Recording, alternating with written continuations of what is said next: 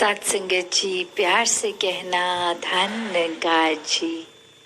रामनगर के सत्संग में सभी जहाँ इस परमपिता परमात्मा, इस निराकार, इस कण कण में बसे हुए राम का जिक्र कर रहे थे। और वो सिर्फ सुनाया जिक्र नहीं, वो आंख देखा जिक्र कि वाक्य ही ये राम कण कण में है, हर जगह है। और ये रामनगर भी इसी राम से युक्त, कण कण में रमे राम से। तो हर किसी के जीवन में ये राम देखना संभव है। वे परमात्मा, अल्लाह जिस नाम से भी संबोधित करें, ये एक ही अस्तित्व, एक ही सत्य जो हमेशा से रहा है, हमेशा रहेगा और अभी भी है।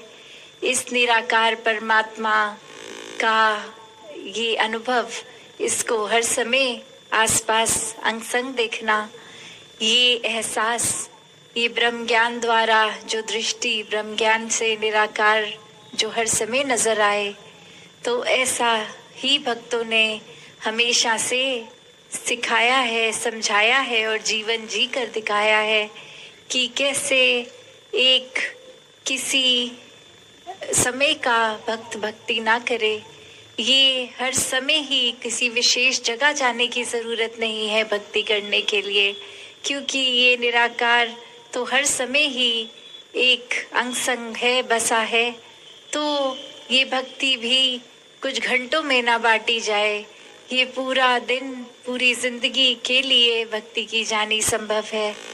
बस बात वही कि इस निराकार को पहले देखना होगा, देखने के बाद ही, ये जानने के बाद ही इसके साथ एक हो सकते हैं और एक होकर ये प्रेम का रिश्ता, प्रेमा भक्ति की शुरुआत ताउम्र रह सकती है। कहते हैं कि काशी काबा एक है राम रहीम, मैदा एक पकवान बहुत, बैठा कबीरा जीन।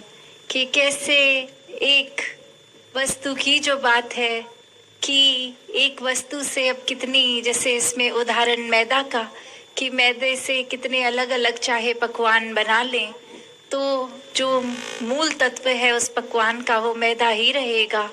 उसी तरह चाहे हमारी आस्था विश्वास कहीं भी हो, एक बात वही कि ये परमात्मा तो असली रूप में, ये निराकार रूप, ये इतना विशाल जो शुरू से अंत कोई इसका है ही नहीं, एक वो मूल, ये सच, ये निराकार, इसके ऊपर फिर यही हर एक के अंदर वास भी करता है।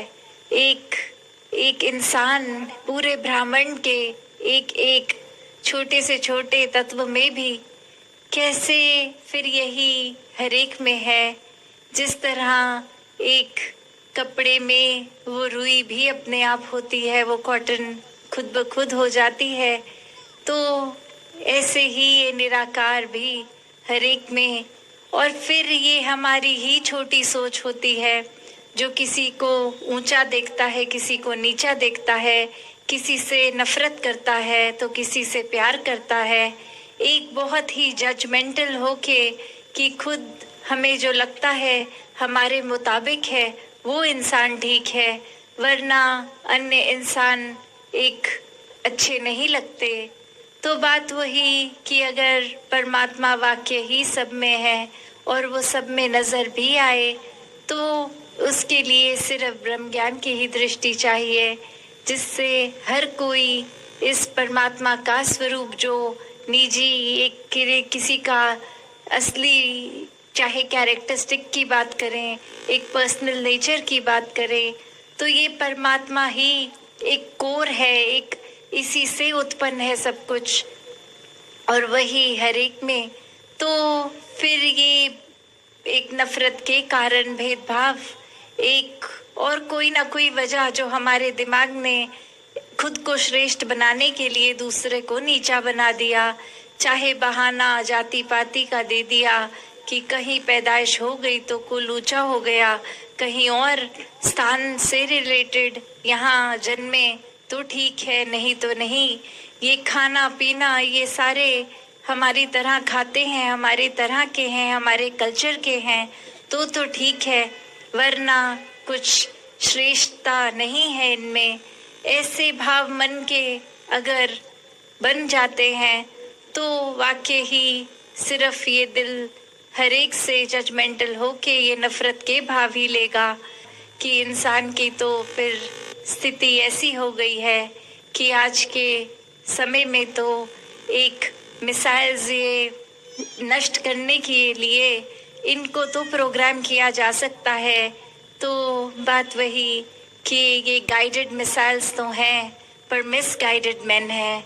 ये सोच जो हर एक को जहाँ सोजवान बनानी चाहिए, संतमति के अनुसार जीना चाहिए, ये दिशा, ये किस तरफ मुख जो हर एक का इस सच्चे इस परमात्मा के प्रति रहना चाहिए, ये फिर दुनिया में विचरित होने वाले कुछ ना कुछ समझा बुझा के या खुद ही अपनी बुद्धि को नष्ट करके एक मिसगाइडेड हो जाते हैं, ये एक अपनी दिशा पतन के ओर ले जाते हैं।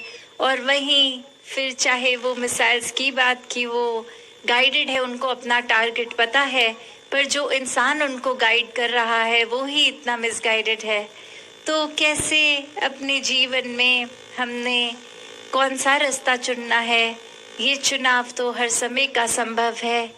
इस परमात्मा पे जो अपना मन टिकाते हैं, फिर इनकी दृष्टि भी पावन है, इनकी एक डायरेक्शन भी पावन है। में बोलचाल में, एक व्यवहार में फिर ये परमात्मा का ही झलक होगा, फिर ये मानवीय गुण स्वयं ही आ जाएंगे। यही भाव संतों ने हमेशा सिखाए, समझाए, और वही हर एक को आज भी सेवा के, सत्संग के, सिमरन के साथ जुड़ने की प्रेरणा कि अपने जीवन में परमात्मा को मन में बिठा के स्थापित अगर करना है तो हर समय जोड़ना होगा। ये मन को सिमरन रूप इस परमात्मा के साथ लगना है। ये सोच में हमेशा खुद को दिनचर्या सभी में फिर मन भरपूर लगता है।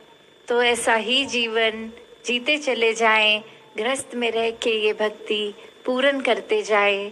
सत संगत जी, धन निरंकार जी।